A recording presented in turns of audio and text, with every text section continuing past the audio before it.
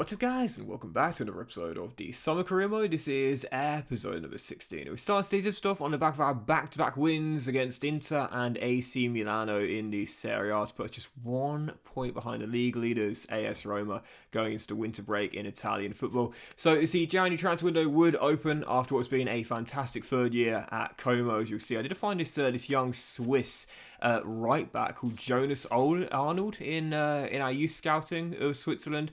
Gotta say, looks really good. The Swiss players we picked up, to be fair, even though we've not found that many great ones, the ones that I have put in the academy do excite me. I mean, Lucas Kohler has remained our starting right mid since the save began. Graf, as I mentioned before, he's the one I'm most excited about in our academy right now, with the 85 to 91 potential and the 64 overall. Now, he's been in my academy since season 1. He's been growing quietly in the background, but he looks pretty solid, to be fair. It's just frustrating knowing that the same with Arnold here. He's as a right wing back, but to me, defensively, he looks better at the back than going forward with the 65 strength as well. It's just a bit of a shame that at the moment, like when I'm finding players from my youth squad, I can't find anyone that can do me a good job offensively, but finding centre-halves is not too difficult for me, which is kind of frustrating knowing that's our best position in terms of depth and quality, at least I would say so far. So as the January transfer window would open, I was expecting this. You have bids for some of our class players in what has been a great first start of the season so far in the Serie A, but I wasn't against selling this guy. Now,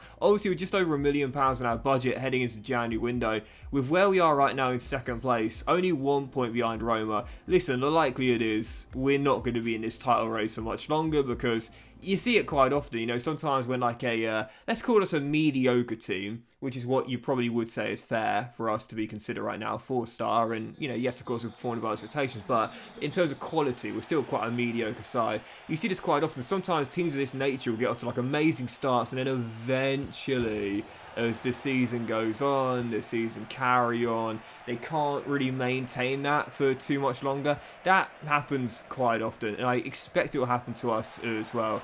So obviously I wouldn't want to change too much about our team heading into the January window, but I'm not against selling Saponara. Lazio putting a bid in. He was our starting playmaker last year. He's lost his place this season to Profundi, the young Italian wonder kid though, of course, and in the end, whilst I couldn't get any money for him, at 33 years old, 9.5 mil, only 18 months left on his deal, it wouldn't be a bad sale.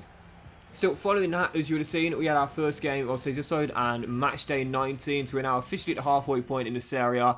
Disappointing to have lost this game because Milano right behind us in the table right now, and that win sort of leapfrog us and go into second place. We now fall 4 points behind Roma and now 2 behind Milan, who win that game by a goal to nil courtesy of a late one through Kudus. Very unfortunate loss there, but especially because Caprile bailed me out like 2 or 3 times in the game. Sadly, he deserved that clean sheet in the end.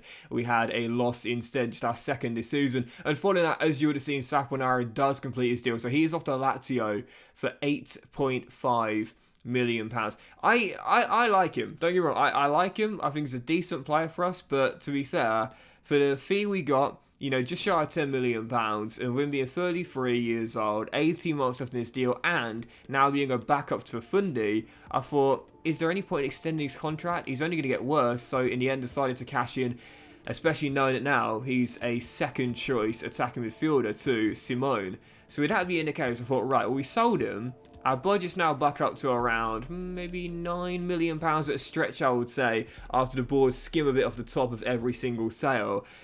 And whilst he's moved on in real life to Sassuolo, he's still at AS Roma in the game. I mean, they're top of the table right now. They're not really playing him. They're top of the table right now, and it's not because of Christian. They're not going with a youth. They're going with a more experienced player. So I said to Jose Mourinho, right, pop over to my office. You've cashed in on Eduardo Bove already this season to Mallorca. You're not playing this youngster either. How much do you want? In the end, we negotiated an £8.4 million transfer fee with a 16% sell-on clause. So it's a bit under the valuation. Of course, there is a big sell-on clause as well. However, I'm quite excited about this young man. And I have to say, it's a really interesting one as well. I always talk about this a little bit today because, well, if you read the title, you'll be saying, hang on a minute, is this the Australian playmaker you're referencing? I thought he was Italian. Well, no.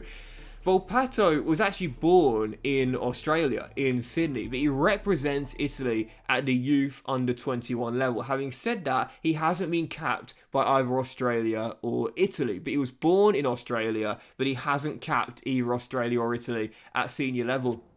And what I have read is that Christian actually refused a call-up to Australia for their preliminary squad for Qatar, the World Cup in 2022. And listen, here's my thing about this, is he arrives and I'm buzzing because he shows great potential. And that's a great backup and stand-in for Profundi when the other great young midfielder is unable to play. But here's the thing about this right now.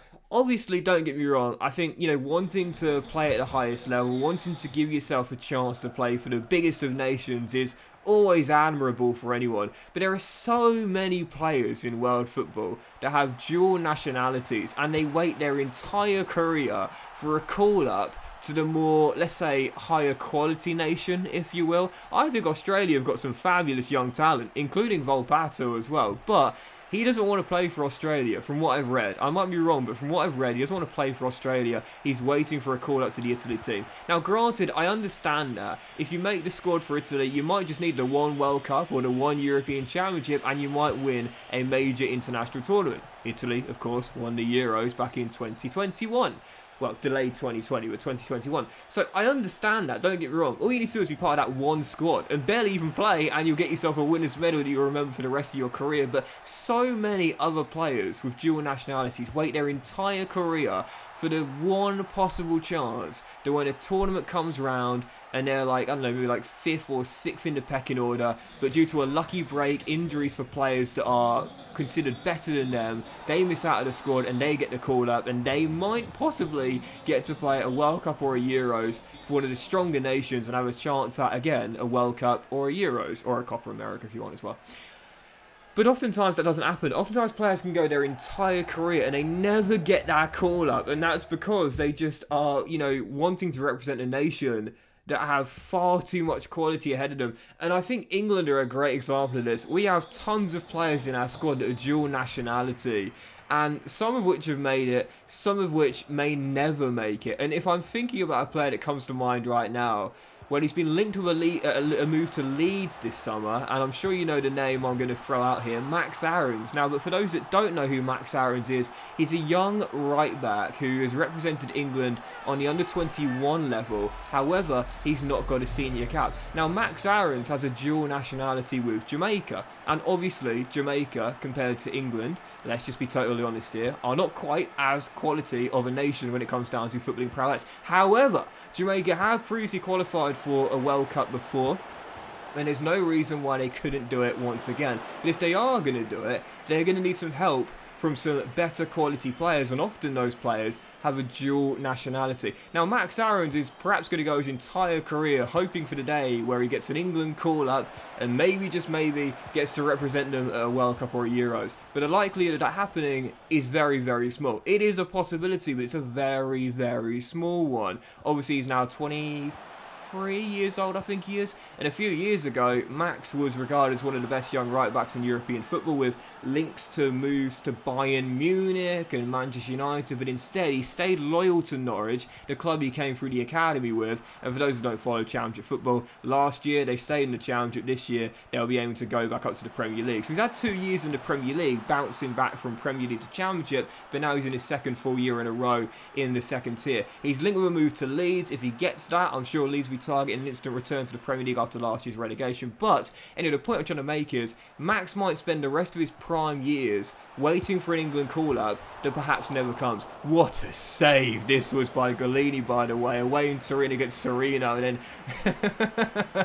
I remember I did this taunting a little bit, and admittedly time wasting too, after making an amazing save there as we came back from a goal down to, spoilers, win this tie 3-1 and make it through to the fourth round. But yeah, even so, for Max, he might spend his entire career waiting for that call-up that never possibly comes. And with the class right-backs that England have at their disposal, we're talking about the likes of Reece James and Trent Alexander-Arnold and so on and so forth, and some good youngsters coming through as well. He may never get that call-up, which means he wastes his prime career where he could have potentially been playing for Jamaica, balling out there along with some other dual nationality players, and who knows, maybe could get Jamaica to a World Cup through the CONCACAF qualifying, which of course, England, when they go into qualifying, you expect them to qualify each time round, but Jamaica, he might get a couple of World Cups with Jamaica. You never know, maybe at least one. But he may never get one with England if he never gets the luck with players ahead of him in the pecking order getting injured and him getting a call-up. I really feel as though players should really consider opting to play for a secondary nation, or perhaps their primary nation if they were born in that country, like in the like of Volpato, who again was born in Australia but wants to represent Italy. I really feel as though players should consider switching their nationality and playing for one which, okay, it may be lesser quality, if you will, but you can get them to a World Cup or perhaps a Euros, depending on where that nation is, qualify and play in those national tournaments, as opposed to staying your entire career hoping for a call-up to one of the major nations that may well never come. So for Christian's sake, I read that he doesn't want to represent Australia. He's a young man. He wants to wait for that Italy call-up. It may happen. It may happen. He might ball out at Sassuolo, end up getting a big move to another Serie A club, stay in the Serie A, but to a bigger club, or maybe going further abroad. He may well get a call-up for Italy, and you never know. It could work out really well for him in the future. Or he may stagnate. He may never get the call-up. He'll wait his entire prime years for one that never comes, and in his final few years, maybe he'll switch nationality and say, do you know what, in my 30s, I just want to play on the international stage once or twice, I'll represent Australia. That's happened so many times, and yeah, I really do believe that players should consider switching their nationality more if they want to play with the possibility and qualify for a major international tournament, knowing they'll be first choice as opposed to 5th or 6th, when they might be banking on injuries for players ahead of them in the pecking order. Again, Max Aarons right now is the prime example I can use of a player who right now would walk into Jamaica's squad, be an absolute star, and could possibly, along with some other dual nationality players, Raheem Sterling was obviously always going to represent England one day, but he's also dual nationality of Jamaica. There's actually quite a lot of players that could represent Jamaica that also could represent England as well. But anyway, the point I'm trying to make is that he could represent Jamaica and ball out over there and possibly get them to a World Cup. What a story that would be to tell your grandkids. Do you know what I mean? Like, we got Jamaica to a World Cup, you know, as opposed to one day retiring and say, "Oh, Grandad, did you play international football?" "No, I was waiting for a call up for England, and it never happened." Yeah, but you could have played for Jamaica. You could have had like 100 caps there and got to a World Cup. Maybe that would have been amazing. Yeah, well, to me, I really do feel as though players should entertain that possibility more. Do you know what, I'll leave a list of players. I can't think of many that come to mind right now. I'm going to leave a list of players who could possibly represent Jamaica, and Jamaica's just the one that comes to mind right now. There's a lot of really class players that could play there and could maybe get Jamaica to a World Cup. Max, if you're listening, definitely give it some consideration. Anyway, moving on, as you would have seen there, the win against Torino, the loss to Inter, so back-to-back losses against Milano and Internazionale as well. And then heading into the following game, a 2-2 draw against Juve, so close to a massive win away at Turin, and back to winning ways in the Serie A. Sadly, could only get a point as Dusan Vlahovic, the former Fiorentina striker, rescued a leveller for Juve late on in the game. So thinking, okay, this is what I was worried about here. Had an amazing first start of the season, but now we're starting to drop a little bit. No wins in our last 3 in the league, just a 1 point from 9. Well, if we can't beat the Juves, if we can't beat the Milanos, we can't beat Inter, we've got to win the following game. Spezia at home, we took the lead early. Lorenzo Colombo, what a season he's had, making it 1-0 and giving us the open, and then 58 minutes in, well, this is a contender for goal to save, let alone season. Simone Profundi says to Christian, yeah, you might be the new guy in, but I'm still the star playmaker here. This was glorious from the former Udinese wonder kid here. Yeah,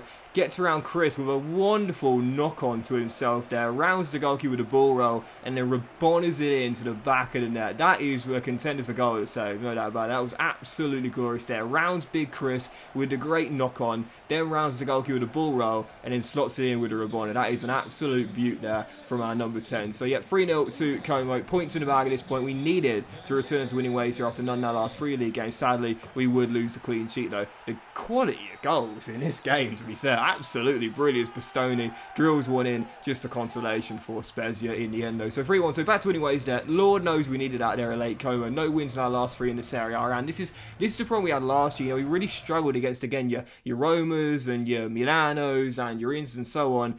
Well, we needed to bounce back here. We might have beaten Milano and Inter in the first round, if you will, but not in the second round of fixtures in the second half of the season. So we needed that big win to get back to winning ways there and stay in the title race for now. How long we can stay in it though, that remains to be seen. Even so, following game, Coppa Italia, last 16, AC Milano away at the San Siro. Third time we faced them in just a few weeks. How cool did that walkout look there, by the way, at the San Siro? My God, you know I'm a nerd for stadiums and architecture. I know I've mentioned this before, but God, man, I've visited some glorious, famous old grounds. One day I have to go to Milano and visit the San Siro one day, man. It's iconic. It's going to be a sad, sad day when it's eventually demolished for a new build stadium. I know it's, sooner rather than later it needs to happen, but man, I'll be gutted if I miss out on the chance of visiting this iconic old ground. But anyway, Milano, Coppa Italia, last 16, and on the back of the win against Spezia, well, I thought our progress was going to end here. We lost to them in our last fixture in the Serie A, but after Galini pulled off his amazing, absolutely amazing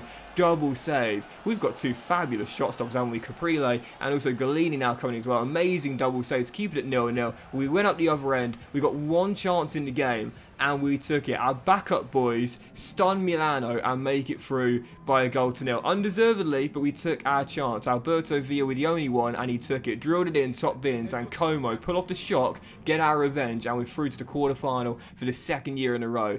Question is, who we will face in the last state of the Coppa Italia? Well, it will be